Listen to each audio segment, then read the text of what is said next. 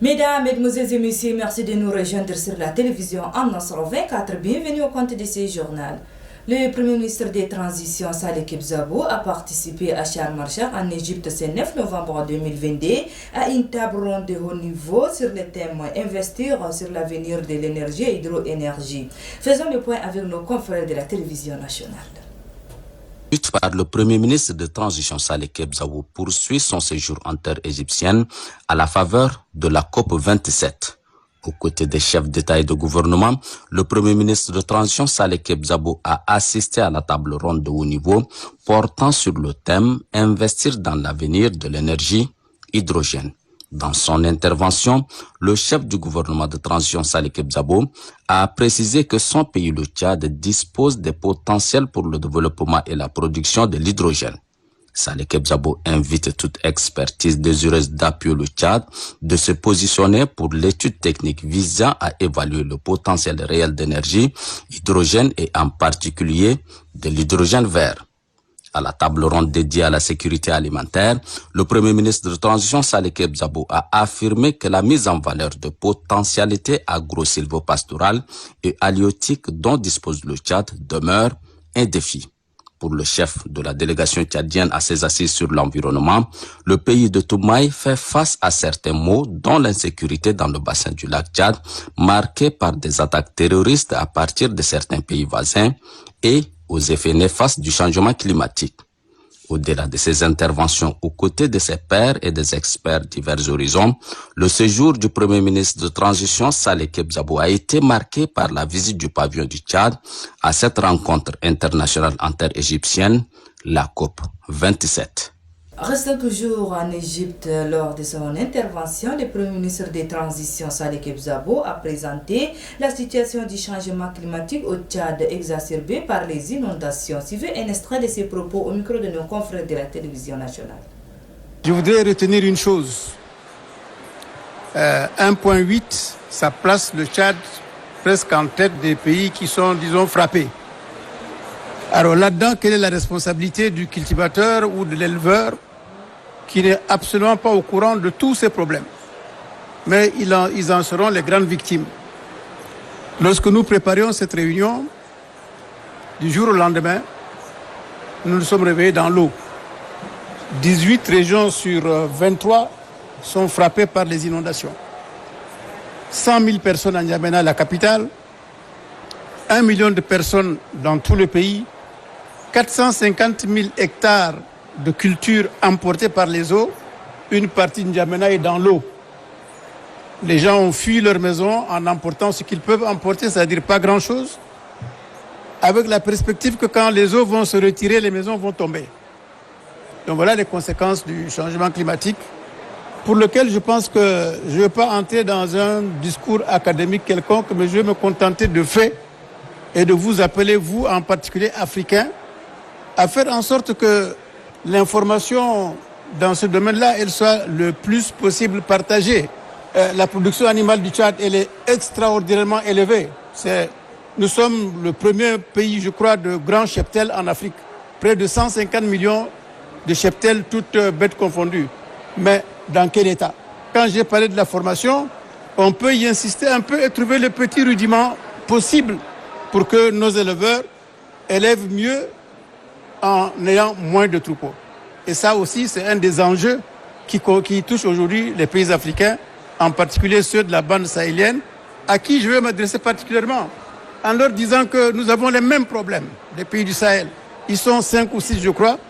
Pourquoi on ne met pas tout en commun pour venir, par exemple, à un forum comme celui-ci? Chacun de nous va constituer son dossier en espérant venir engranger quelques millions pour repartir avec. Non, ça ne sert à rien. Parce que la proximité de tous ces pays qui ont actuellement les mêmes caractéristiques physiques va faire en sorte que ce qui va frapper l'un frappera nécessairement l'autre. Et c'est pour ça que si on ne met pas en commun nos moyens de réflexion pour voir quand on vient dans un forum comme celui-ci, est-ce qu'on peut gérer tout cela ensemble, sensibiliser ceux qui veulent nous aider à mieux nous aider? C'est ça la mission qu'on doit se donner.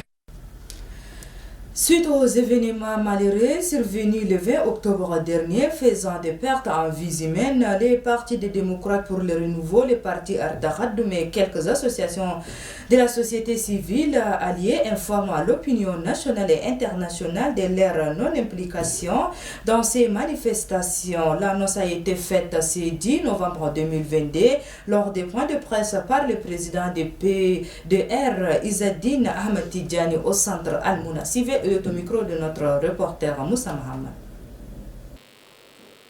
En effet, nous, le Parti des démocrates pour le renouveau, PDR, le Parti Al-Takhadoum et quelques associations de la société civile ici présentes avions appelé à une manifestation pacifique le 20 octobre 2022 pour les raisons suivantes. 1. Mettre la pression sur les autorités de la transition afin de respecter leurs engagements et appliquer à la lettre les résolutions du dialogue national inclusif que nous avions pris part. 2.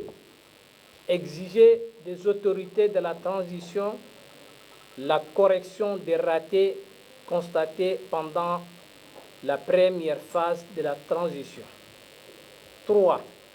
Exiger des autorités de la transition au respect de l'indépendance de la justice et l'égalité des chances entre les citoyens.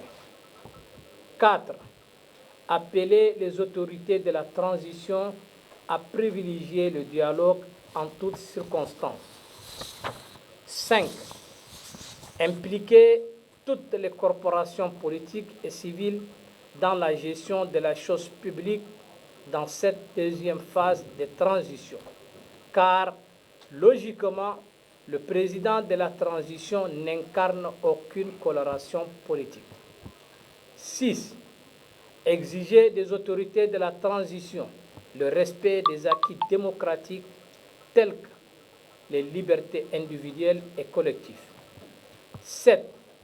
Appeler les autorités de la transition afin de revoir le quota de 19 places attribuées aux partis politiques par les résolutions du dialogue, car le Conseil national est un terrain de jeu politique et non corporatif, confessionnel ou religieux.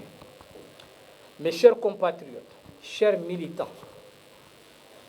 l'appel à la manifestation pacifique du 20 octobre 2022 que nous avions voulu a été détourné à d'autres fins le 19 octobre 2022 à minuit par le parti Les Transformateurs qui voulait coûte que coûte arriver au pouvoir, même si c'est dans l'anarchie ou par la rébellion urbaine. Depuis quelque temps, les ménages tchadiens font face à la dure réalité de la hausse des prix sur le marché. C'est ce qui a amené la cherté de vie dans certains foyers. À ce sujet, notre reporter Omar Ida a interrogé le délégué des commerçants du marché central, Mohamed Moussa Ali, sur cette situation. Suivez son explication. La vie est chère. Vraiment, les marchandises qui viennent d'emporter et importer, tout est le même prix. Et tout est pendant la saison de pluie ou bien après la saison de pluie, au lieu de ce qui est dans notre pays, donc doivent diminuer le prix, donc toujours c'est le même prix.